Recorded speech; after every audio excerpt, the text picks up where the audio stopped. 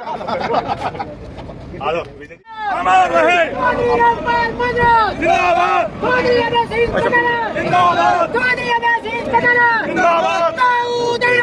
अमर रहे।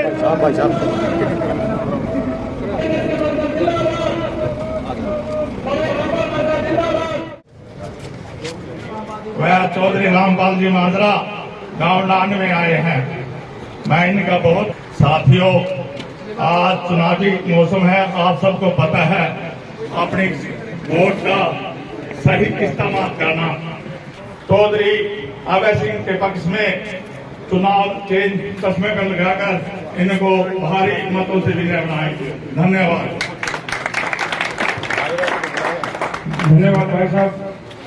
साथी ईश्वर महिला जी, फूल सिंह जी, राम कुमार अहला जी, देवेंद्र जी हमारे बहुत ही सम्मान के योग हैं और जिला परिषद के मेंबर हैं। मुझे बहुत खुशी है आज वो आए हुए हैं।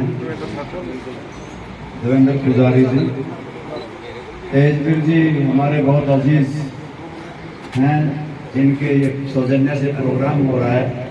और आज तो बहुत खुशी की बात है, एक मेरा पुराना साथी मुझे बहुत दिन में मिल रहा है, एसपी शर्मा जी। मैंने बहुत आज आपके बीच में मेरे से पहले बहुत से साथियों ने बहुत सी बातें रखी होंगी, परंतु इस देश की लोकसभा का चुनाव 25 मई को हो रहा है। वोट डालने से पहले हमें हर बात को सोचना होगा। एमएसपी का कानून बना देंगे और ये कहा था कि स्वामीनाथन योग की रिपोर्ट लागू है, वो खेती और मजदूर बन जाएंगे। और जो कानून में था कि मंडियां बंद हो जाएंगी, ताले लग जाएंगे, वो बंद हो जाएंगे और एमएसपी नहीं मिलेगा और ब्लैक करने की बड़ी कंपनियों को इजाजत होगी। तो किसानों ने आंदोलन किया और 380 दिन तक बैठे रहे। 700 से ज्यादा जाने चली गई। देश के प्रधानमंत्री ने तब जाके होश आया, वो कानून वापिस लिए। साथियों, आपके सामने है कि ये किसान विरोधी फैसले करते हैं। मेरी फसल मेरा ब्यौरा लेकर के आए, फसल किसी की ब्यौरा किसी का, पैसे किसी के खाते में। और ठीक इसी प्रकार से प्रधानमंत्री फसल बीमा योजना लेकर के आए, बीमा कंपनियां मालो माल कर दी और किसान कंगाल कर दिया। आज भी ओलावृष्टि के बहुत दावे पेंडिंग है, बाढ़ के बहुत दावे किसानों के पेंडिंग है, परंतु बीमा कंपनियां दे नहीं रही। साथियों, इसी प्रकार से कि अगर एमएसपी की बात करें कि अपने घर अगर बाजरा आ जाए, हमारे घर जीवी पहले हम लोग के पैसे जमा कराओ, ट्रांसफार्मर के कराओ, तार के कराओ, अंडरग्राउंड पाइपलाइन बिछाओ, हमारा सिस्टम लगवाओ। और इतना ही नहीं कि हरियाणा प्रदेश बेरोजगारी में नंबर 1 का सूबा बना है। हरियाणा पब्लिक सर्विस कमीशन में 3 ऑर्डिनेट सर्विस सिलेक्शन कमीशन ने इस प्रकार से 42 पर्चे बेच दिए। और इतना ही नहीं, इन लोगों ने हरियाणा प्रदेश में और हमारे जितने भी नौजवान हैं आज दूसरे देशों में जा रहे हैं, जिन्हें बड़े लाड प्यार से हमने तो हो गया, हम अमेरिका चले जाएं या कनाडा चले जाएं, ऑस्ट्रेलिया चले जाएं, 7 समुद्र पार जाके डोंकी वीजा लेके हजारों थैली पे रख के पनामा के जंगलों से होते हुए किस प्रकार खूंखार जानवरों से जाकर के अमेरिका की जब दीवार फांदते हैं तो जेल में जाना पड़ता है। साल की नौकरी करके आते तो उनको पेंशन मिलती थी, फिर उनको कैंटीन में सामान मिलता था, उन्हें अस्पताल में दवाई मिलती थी। अब तो इसको भी ठेके पे दे दिया कि अग्निवीर भर्ती होंगे, 4 साल के बाद रिटायर हो जाएंगे और फिर ना तो अस्पताल में दवाई मिलेगी, ना कैंटीन से सामान मिलेगा। साथियों, नरेगा का बजट कम कर दिया, 100 दिन का रोजगार, दरिया के किनारे खुद पानी चूस के बिजली खंभे चाट गए। आज स्कूल है तो मास्टर नहीं, मास्टर है तो किताबें नहीं। आज अस्पताल है तो डॉक्टर नहीं, डॉक्टर है तो दवाइयां नहीं। अगर जल घर है तो जल नहीं। और आज कट गया, राशन कार्ड कट गया। आज हरियाणा प्रदेश में दावा करने वाली पार्टी भारतीय जनता पार्टी के हमारी पार्टी सबसे बड़ी है। आज आपको राजनीतिक लोगों को जेलों में भेज दिया और बड़ी कंपनियों को डर दिखा धंधा वसूला है, जिसे इलेक्ट्रोल बॉन्ड कहा गया। आपके यहाँ के भी जो हमारे पार्लियामेंट का कैंडिडेट है, उससे पहले पैसे लिए गए, चंदा वसूला गया और फिर उसको चुनाव लड़ाया गया ये कह के कि ईडी तेरा इंतजार कर रही है, ये जेल की सलाखें तेरे लिए। यानी कि नवीन जिंदल को हमारे देश के प्रधानमंत्री ये कह, परंतु नवीन जिंदल के कोयले की दलाली देखी और कहने लगे मैं इस पर कार्रवाई करूंगा, परंतु अब नहीं। अब तो ला करके कैंडिडेट बना के वॉशिंग मशीन से साफ करके गंगा जल से धो के आपका कैंडिडेट बना दिया। ना कोई कोर्ट का डिसीजन आया, ना कोई किसी बात की बात हुई कि वो केस पेंडिंग है, परंतु इन्होंने अभी से इसको साफ सुथरा करके आपके बीच में भेज दिया।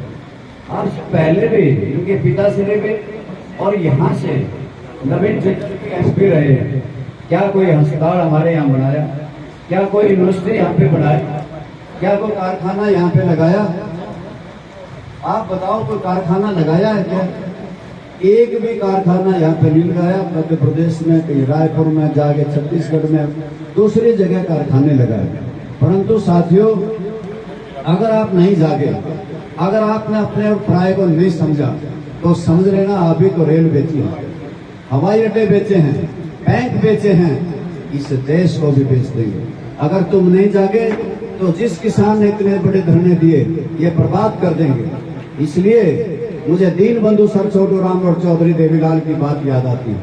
दीनबंधु सर छोटू राम हमें ये कह के गए थे, ऐ भोले किसान मेरी तो बात मान ले, बोलना ले सीख और दुश्मन पहचान ले।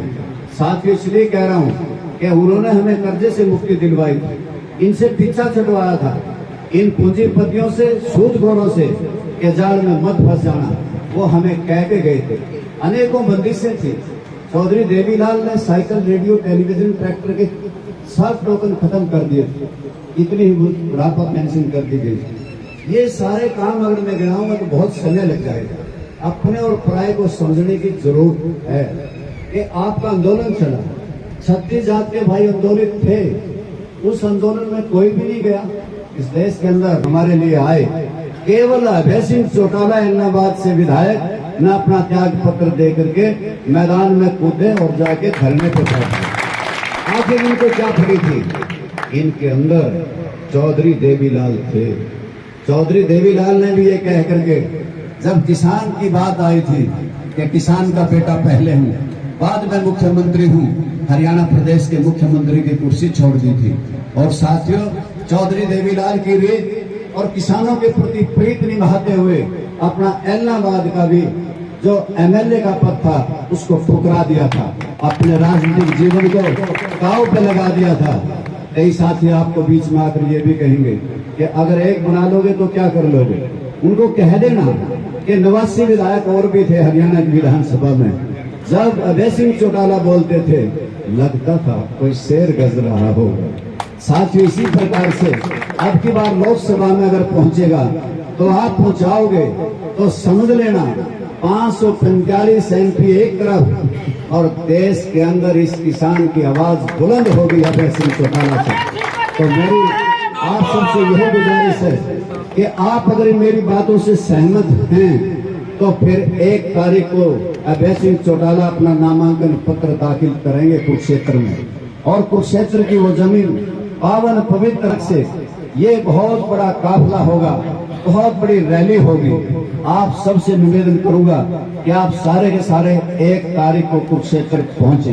अरे भाई, एक आम पार्टी वाला भी उसका कोई लागा देगा है नहीं हमारे से, वो दिल्ली का रहने वाला है। उनका दिल्ली से यहाँ आने में, जाने में, किसी आंदोलन में, किसी चीज में, पहले भी पार्लियामेंट का इलेक्शन लड़ गए, अर्जुन चौटाला भी लड़के गए। और इनके बिना भी चौधरी देवीलाल ने गांव-गांव की गली गली, हर चौपाट में जाकर के चौधरी देवीलाल ने अपनी दस्तक दी। लोगों से हर हालात में कैसे थे सारी पूछताछ रखी है। चौधरी ओम प्रकाश चौटाला ने कुरुक्षेत्र जिले के हर राजनीतिक व्यक्ति से, हर सामाजिक व्यक्ति से, हर गांव में जाकर के हर प्रकार से हरियाणा प्रदेश की आवाज को बुलंद करने का काम किया है। इसलिए हमारा इनसे संबंध है और हमारा संबंध किसानी से भी है, किसी जात से नहीं, किसी मजहब से नहीं। आएंगे लोग भारतीय जनता पार्टी के, जात पात की दुर्भावना फैलाएंगे, क्योंकि इनके पास कुछ बचा नहीं। केवल एक जाति को दूसरी जाति से लड़ाएंगे, हिंदू को मुसलमान से लड़ाने की बात कहेंगे, इनकी बातों में मत आना और अभय सिंह चौटाला को जिताना। मैं तो आप सबसे यही अपील करता हूँ और आपने मेरी बात सुनी। महावीर चौटाला जी,